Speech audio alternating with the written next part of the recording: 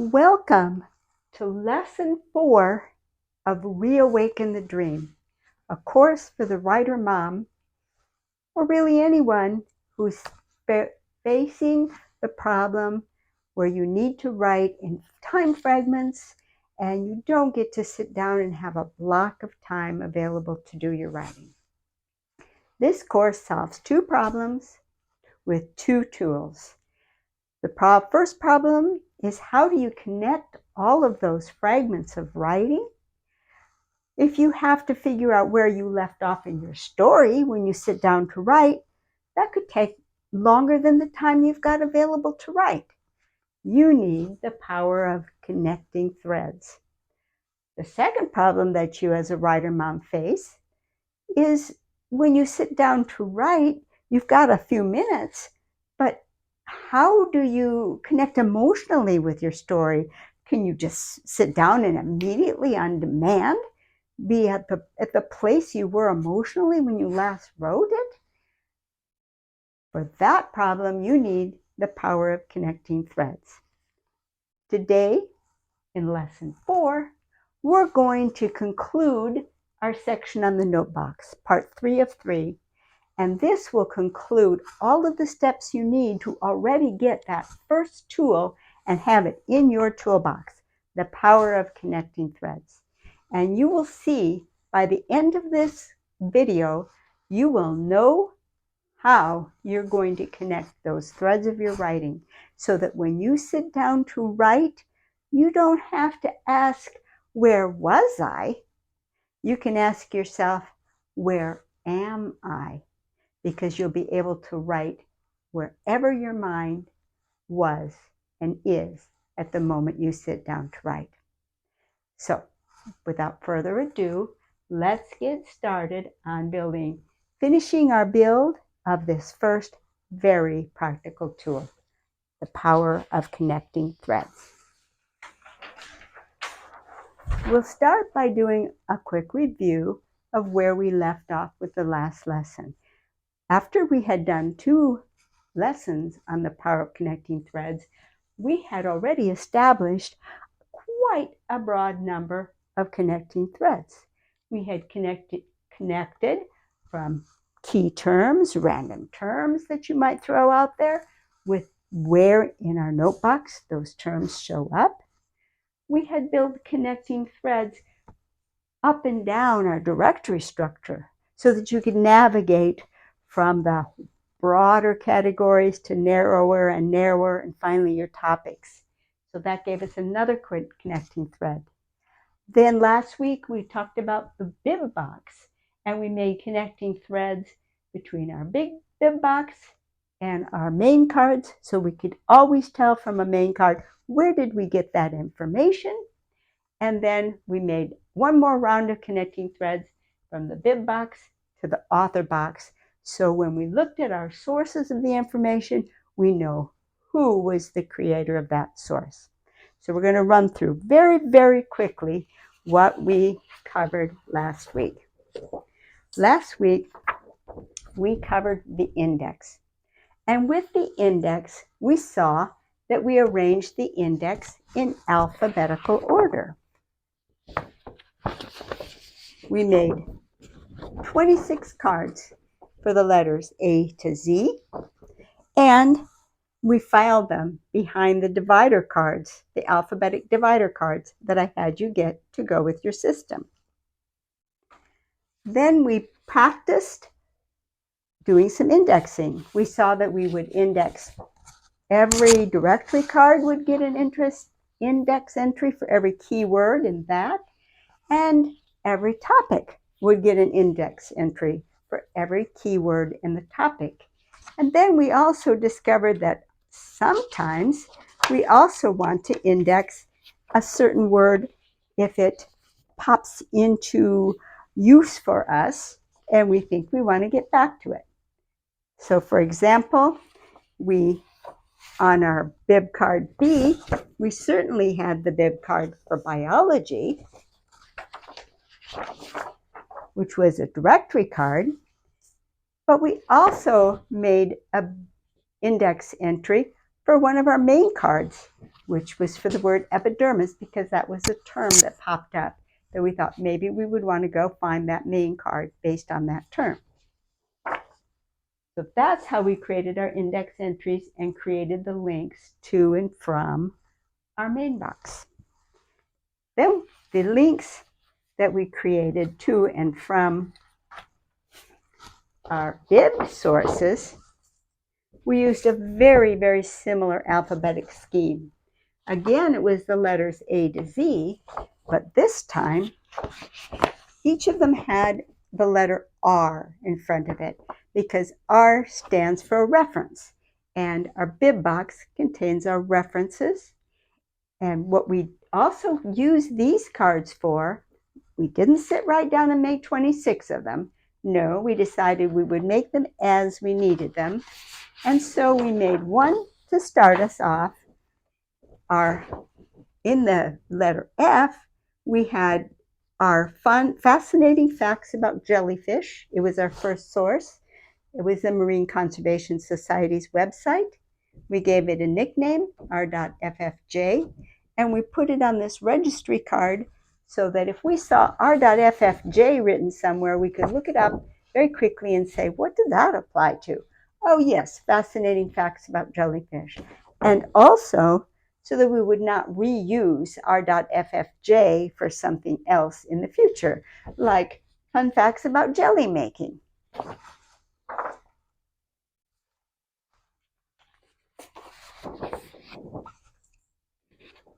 Then this was an example of a bib card.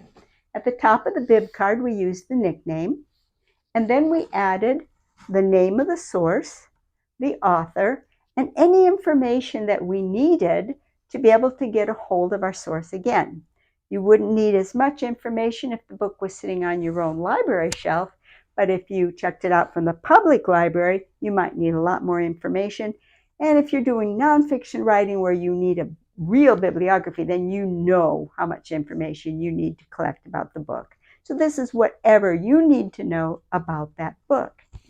And the interesting thing about a bib card is it was the first card that we encountered where there was information on both sides. A bib card is always a two-sided card. When we flipped it over, we put the short side up so we'd have more lines to write on. And what we include in our bib card, we include that all-important link to where in the main box our information came from, and so we can find it in our source. Another factoid, if this source were a book that had many, many pages, we would also want to note on the big bib card, what page did this fact come from? Because otherwise when you went back, it's like, oh, where am I going to find it in this book? So we didn't need that for our website, but you'd also want to include the page number of the book if you were getting factual information out of a book with many pages. Then we also saw an example of an author card. In this case, the author was the Marine Conservation Society, not a person, but that's okay. We still made an author card entry. Every time we have a new source with an author, we make a card. If we found another website from the Marine Conservation Society, we wouldn't make another Marine Conservation Society card. We would add another line to this card, and we would note the information, the nickname of that source. So this way, if we have books from several books from the same author, you can see all of the sources that we consulted from that author on a single card. And that completed the link from our bib box to our author box. So now we had all of these connecting threads done. And were we finished? No.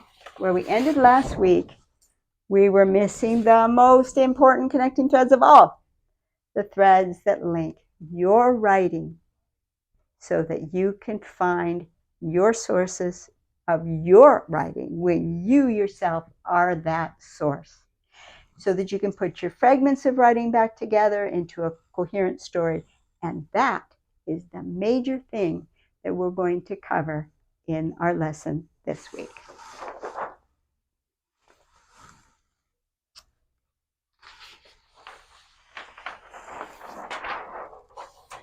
So before we dive into that topic, the part that our heart is really at, building our connecting threads, we're going to revisit 4 of our cards to add a little bit of detail. So we're going to get that out of the way quickly. The first little bit of detail that I want to talk about is our numbering system. Remember how we started out in our first example, we played with the 6,000 division, which we named general knowledge, and then we broke that down into several different areas of general knowledge. 6,300 was science. Then we broke science down into several areas. 6,320 was biology. Then we broke that down some more into microbes and plants and animals, and 6,323 was animals. Then inside of that, we started declaring topics. Well, what we noticed is that each one of these digits actually has a meaning. The outermost one is what we call the heaviest twigs. Remember, we used the analogy of a bird's nest, where the bird built the nest using the heaviest twigs on the outside and finer twigs as you went in. So the 6 in this position is the most broad twigs, the heaviest twigs, and down here were the finest twigs. But when we look at these numbers, we say, okay, that means you could go from 1 to 9 in this position. 1 to 9 here, 1 to 9 here, 1 to 9 here. What if you get to a spot where you need more than 9 in any one of those positions? What are you going to do if you get up to division 9,000 and you want another division? 6,900 and you want another breakdown of general knowledge? 6,390 and you want another science? Or 6,329 and you want another kind of biology? What are you going to do? You're going to punt. Pretty simple, but it's a little detail that we need to add. You're going to switch to letters of the alphabet. Hey, if it's good enough for the license plate on your car, it's good enough for us. Isn't that what they do when they run out of numbers? They just start using letters. Well, that's what we'll do. If you ever need more than 9 in any one of those positions, just start using letters of the alphabet. You got A to Z, 26 more. That's going to be enough, but, well, if it wasn't, well, then go to lowercase letters. You get the point. You can be a little bit creative and still keep the idea that every digit has its meaning and that there's a logical, clear sorting order for all of your cards. So that is one of the revisits that we wanted to do. There's 3 more, and we'll make them quick. The next little area that we want to visit is indexing. And I've got a little phrase up there, 3's a crowd. Let me tell you what I mean by that. By the end of our exercises last week, we had 2 entries for dinosaurs in our index under the letter D. 632302, that was our topic that we declared in the homework for dinosaurs. And then 632301.3 was an exercise where we said, oh, we want to put an index entry for that one because that's that jellyfish were older than dinosaurs, and that ties 2 different topics together. So we made that entry as well. Well, Toby's turning out to be quite the young scientist.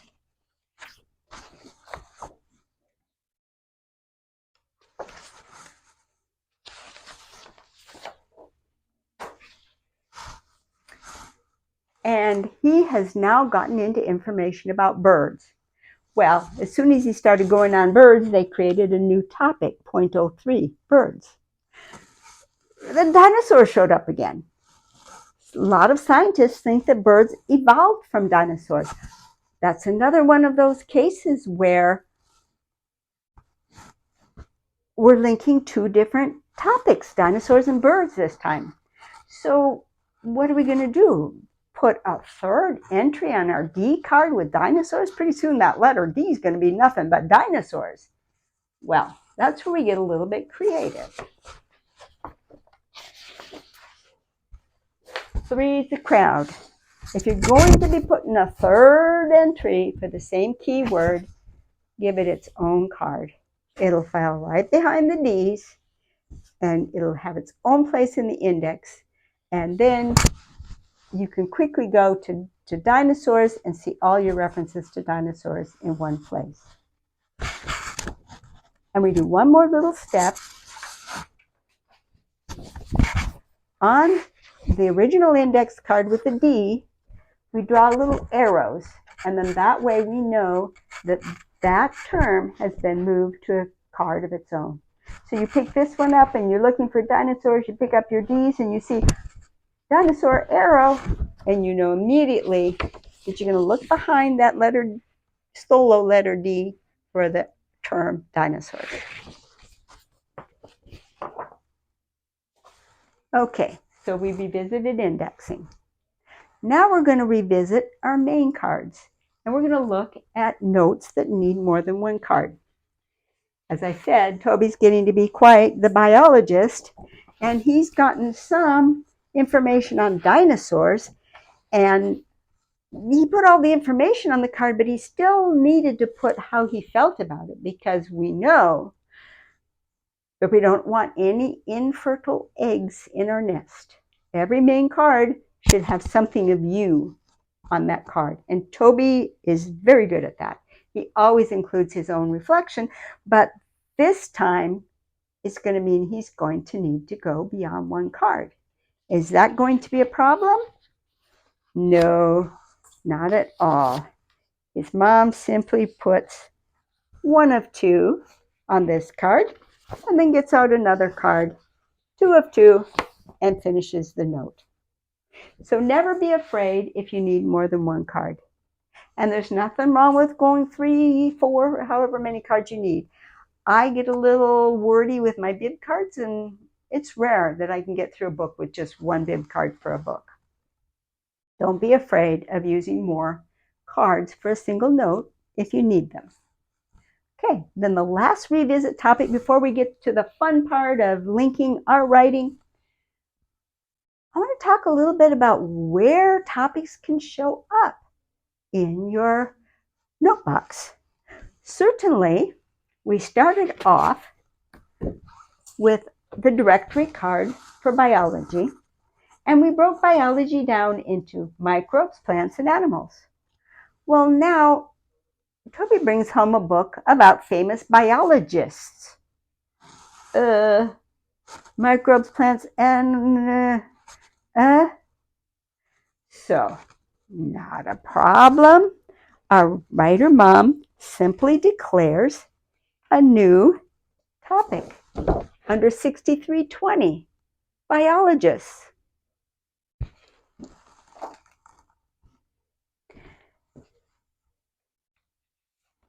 By the way, she makes a front and back topic card in case you missed that in the last time. I'm one of the crazy ones. I like front and back directory cards and topic cards, so I know how many main cards I've got in the middle. So now here she is, and she needs to log that she's also declared a topic under biology. There's nothing wrong with her putting 0.01 biologists. She could put it right there. Nothing wrong with that at all. It's a little, well, it bothers her. So she's decided to create a card 1 of 2, call her first card, card 1 of 2, and make a new card 2 of 2 where she will, pardon me, she'll make a new card 2 of 2 where she will list her topics. And she's really glad she did, because no sooner did she do this than Toby came home with a book on recent advances in biology, and she had another topic card under biology. So the summary on that, topics don't have to come off of the very bottom of your branch. They can come off anywhere. And you may list them on the same directory as your breakdown, or or you can make a whole separate card for them. That's up to you. In fact, we're going to do kind of a fun one to close with this review off. Remember our general knowledge section that we've got nicely broken down into all of these categories of general knowledge? Here's a topic for you. Topic 6000.01, the value of general knowledge. Topics can start anywhere. Well, the review part is over. The refinement part is over. The excitement begins. It's time. I lied. There's a few little guidelines that I need to tell you before I get the fun part.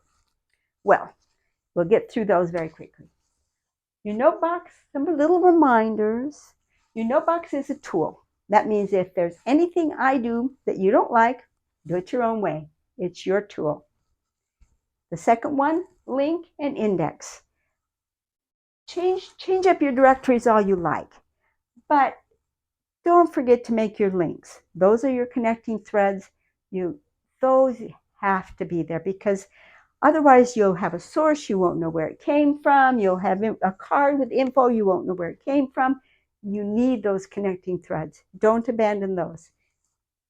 And index, whenever you have an isolated key term, index it so that you can find the card where that was defined or where it was first introduced.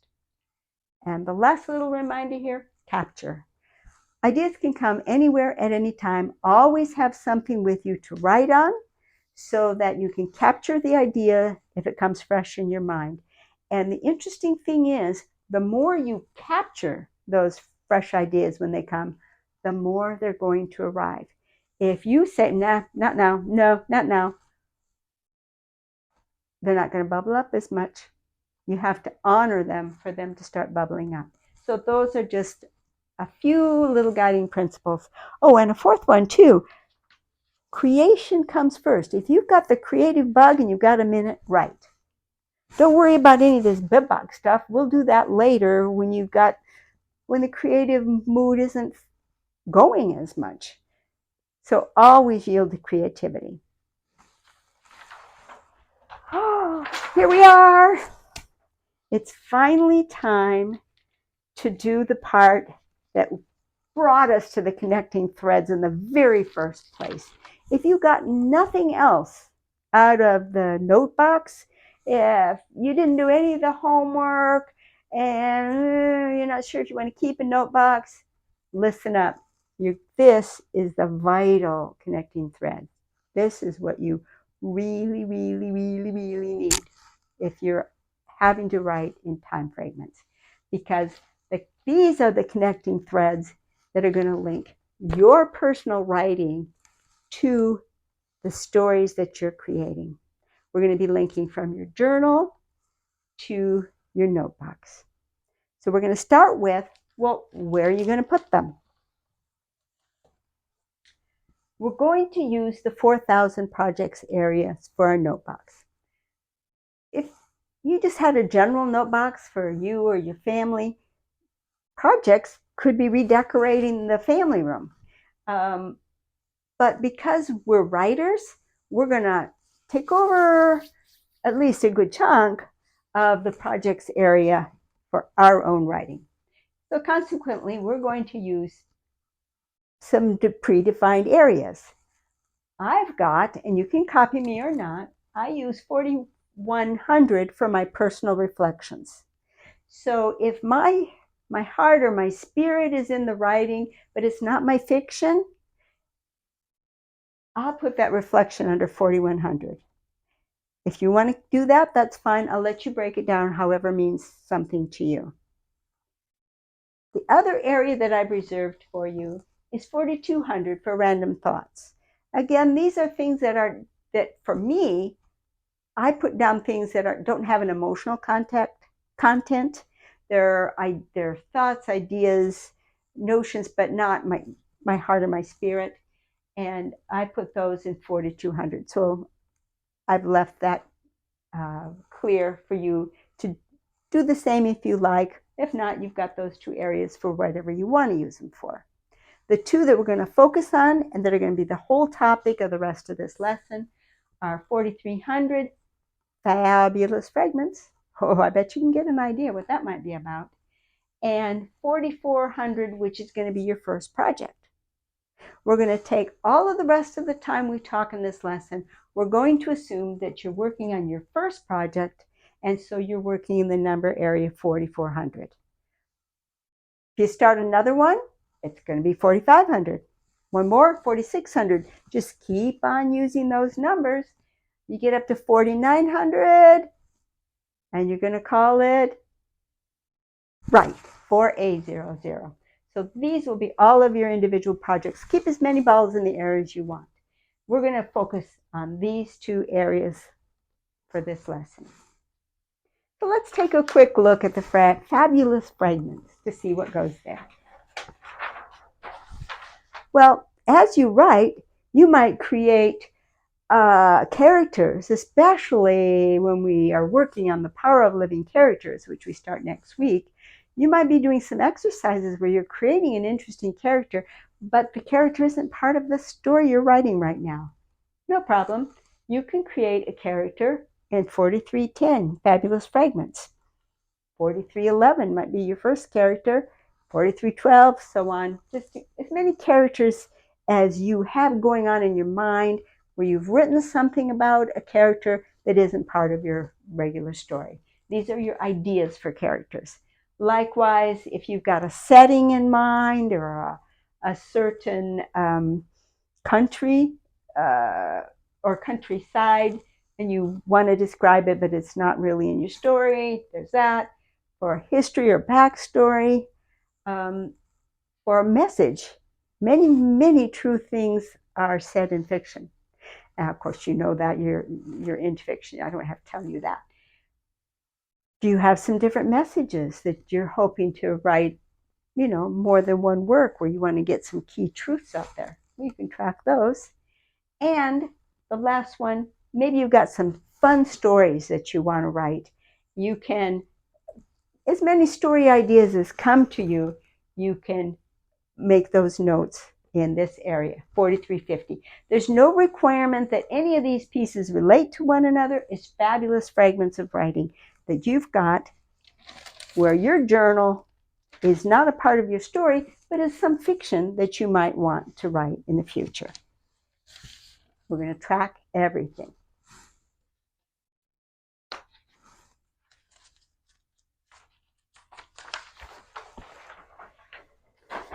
Next up is the area where we're going to track your first project, 4,400.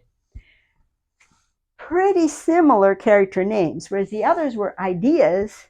Now we're going to focus on the story that you're writing. Each of your characters is going to be a new subsection, a new subcategory under characters.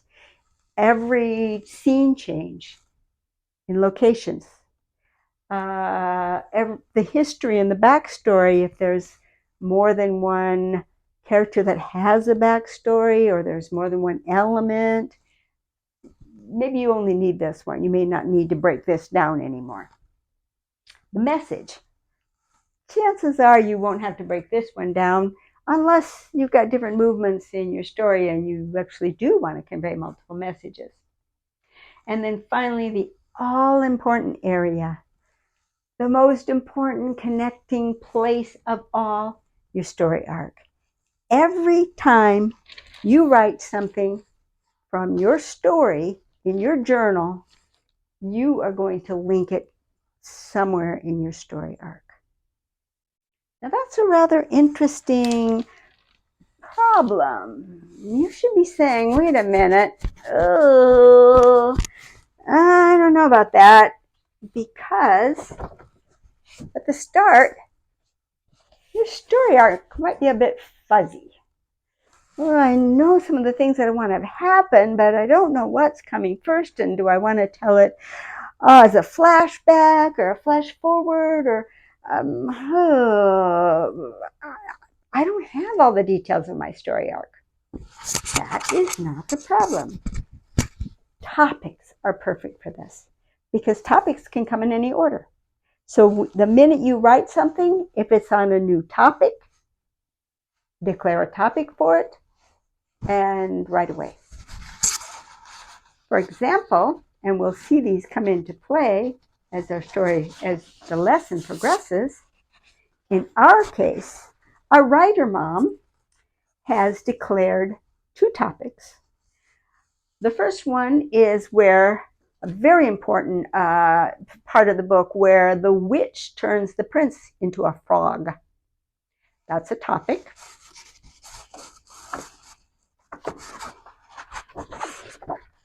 And another very important topic where the princess meets the frog, or the prince. Very important topic in the story. So now she's ready to write part of her story. So let's take a look. Let's look over her shoulder as she does her first connecting links from her journal to her notebox. Let's see how it's actually done. I'm going to predict that this is going to seem awfully familiar to you because you've been making a lot of links before, so I bet you won't be a bit surprised at how we link these. But at the end, I think you might be very surprised at the power that it gives you. So, our writer mom has just had a lovely burst of writing, and she's still got a little bit of time. Well, she could do a little bit of linking from her journal to her notebox. So she opens her journal, and first thing she notices, or that we notice, she already knew, that she's given her nickname a journal. This is JR, for reference, .J14, her 14th journal. And she turns to the first page in her journal, which has not been linked. In this case, it's page 11. And what she has written on page 11 is an idea for a new story. Oh, well, let's see where she's going to put it. We kind of know where she's going to put it. It's a fabulous fragment.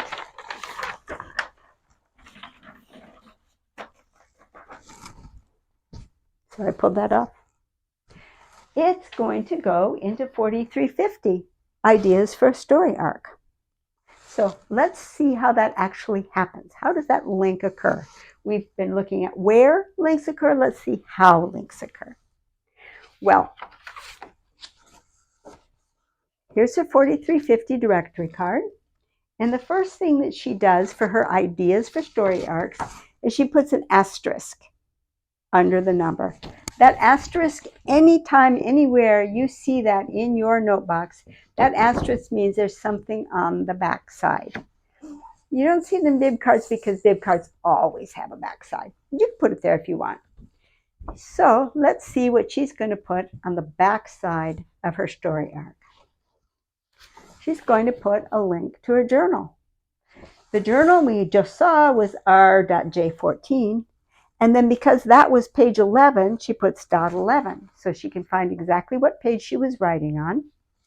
And then she puts a little bit about her story. Okay, so how much about her story? The answer is pretty simple. You know how if you're talking and you're about to say something and you forgot what it was you were going to say. I forgot what I was going to say. Oh no, I remember. And when you remember, it all comes back to you. And then you remember what you were going to say and you said it. Well, that's kind of what you want here. Is you want enough information that when you read it, you say, oh yeah, I know what that one was about. It was this, and then this, and then this, and then this. You don't have to write all of that stuff out. You just have to write enough so that when you see it, you say, oh yeah, I know about that one. So now we've done is we've created a link from our story idea area over to where we can find the story detailed in the journal. What about a link going the other direction? Well, a writer mom is going to use the margin. I've been talking about margins in your journal. Well, now she's going to use them. In the margin area, she is going to write the card number where she linked this story idea. It's kind of small there, so we're going to blow it up, enlarge it, make it jumbo size. There we are. We enlarged it. There's the 4350 goes into the margin of her journal. And now she knows where she tracked that story idea.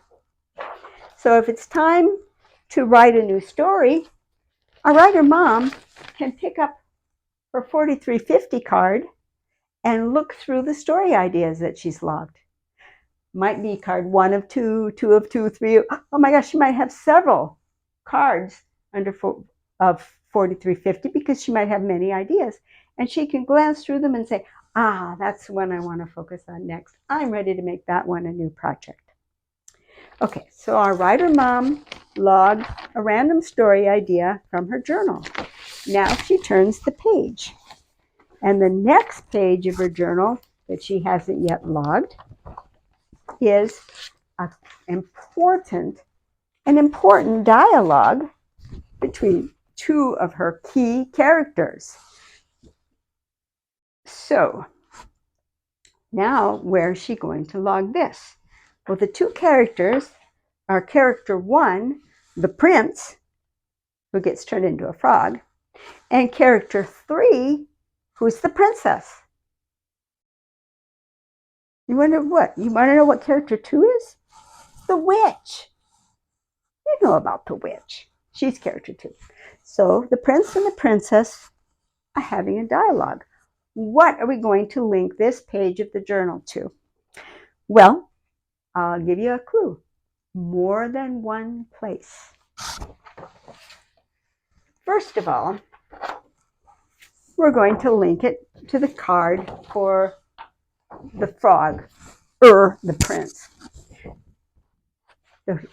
It'll go to the prince/frog card, and we put the star, and then on the back side, we show the journal number and the page, and a few words about what the dialogue was about.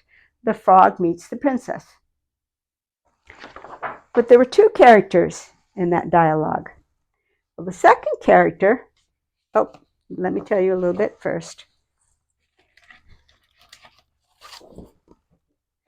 So we're going to blow up this page again, and we're going to put 4411 in the margin to just say that this linked to the prince/frog.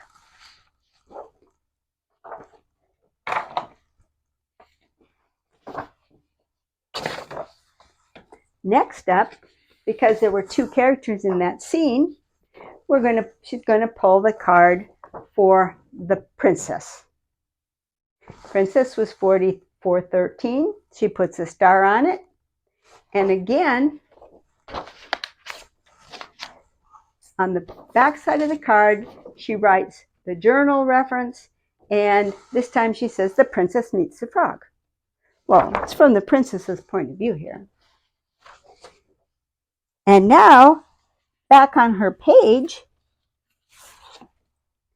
she's got another reference, and that other reference goes right in the margin again, right under the 4411. She's got two links. Are we done? Two people in the dialogue? Two links? We're not done. Every story element links to the story arc. You could miss linking to a character, but don't ever miss linking to the story arc. That's the most important link of all. So, what are our story arcs? Well, we talked about them when we initially talked about our writer mom. Her story was fuzzy, so she declared a few topics. So now we're going to pull up one of the topics that she declared. And this was topic 4450-02, the princess meets the frog/prince. She doesn't know exactly where this topic in the story arc is going to go yet, but she knows she needs this story. And not only that, she has a place where she already wrote that. So on the back side of her card, big surprise, she puts the journal entry where that story is developed, And she puts a few words so that it'll come back to her. The prince and the princess meet. And that's her third element. And it also forms the third link on her journal page. So now this one journal page has three things that it links to: the two members of the dialogue and the place in the story arc.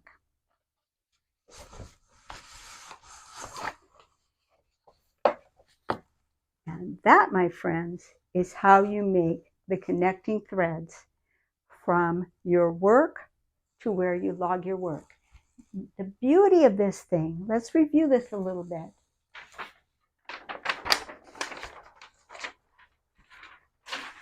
We have characters defined for the frog prince and the princess. And when we pull this card up, we can flip it over on the back and we can see how we've developed those characters. Are we missing anything in the character development? Is this telling us something that we still need to write? Have we motivated the behavior so that when the going gets tough, does our reader kind of worry because our character's been a little shaky in that area and so much depends on it? We'll be able to spot that in a wink in our characters section.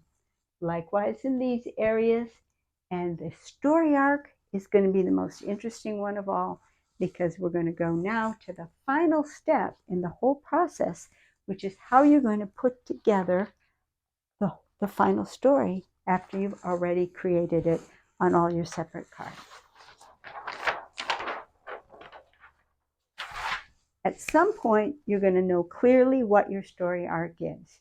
This is going to happen, then this, and so on, and you'll have all of the scenes of your story laid out for you in order.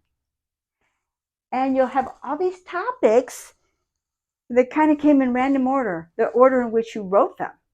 You didn't bother declaring topics that you hadn't written yet. You declared your topics when you had to link your journal entry.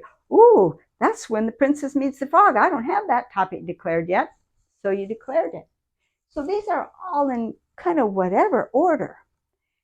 Whereas these, using your subdivisions, your subcategories, are all in the perfect order of your story. So now, how do you put those two things together? The answer is pretty simple. And this is where a big piece of the magic actually happens. This is where you're just your jaw's gonna drop. Because now what you're gonna do is you're gonna take your scene cards, which you've now declared, and star them and flip them over. And you're gonna go through your topic cards and you're gonna set your topic cards out in the order in which they play out in the scene. So in this example, the first scene, this is setting the stage. The story is just getting started. And we see a castle in the distance. Remember when our writer mom wrote a castle in the air because she had this castle? That castle. And it happened to be topic 7 because that's just the order in which she did it. But that's the first thing in the book. So then the next thing, the story goes along. The witch falls in love with the king. That was topic 14. Oh, that was a rather interesting one. It's kind of a one-sided thing there. And and then the king is going to get married. King isn't married yet, but he's going to find another person and he's going to marry that person. And they're going to have a little boy baby who's going to be the prince, but haven't written that one yet. Oh, better log it because that's a gap that you're going to have to come back and write. And then finally, the one we played with today, the prince gets turned into a frog, one of the two we played with today. So what this card lets you do, and however many of these you need, you get to see for your whole story idea, the whole thing is laid out for you. You can see what gaps that you've got to make. And now it's time for you to take all your handwritten journal entries and sit down at the computer and start putting them in. And what you'll notice is that you can easily make the transitions that you need to make between these topics because you've got them right in front of you, so that the thing will flow smoothly. And you'll also know, although I haven't taught you why yet, but you will be totally amazed to find that the emotional tone is perfect throughout your whole story arc. You don't have to worry at all that your emotional tone is consistent and growing and developing the way that you planned it to be in your story. Because when this course is over, you will, besides having the power of connecting threads, which you have now, you will have another superpower. You will have the power of living characters. And I am so happy that we are finally at this spot in the class, because I am super excited to teach you how, you're going to be astounded at what you're going to learn about the power of living characters. I'm not going to spoil any of it, because it takes a fair amount of time to even lay it out for you and show you how and why it works. But by the end of next lesson, you will be very clear on where we're going, how it works, and why it works. So you'll have the confidence of knowing that if you proceed through the 28 weeks where we develop the power of living characters, 28 weeks, you will have already, by the first lesson, you'll have the confidence of knowing what you're going to accomplish through those 28 weeks.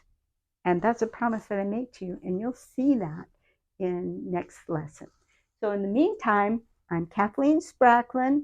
I'm the caregiver to the writer mom, and I am so excited that you've joined my class, because I want you to be able to write. Thank you.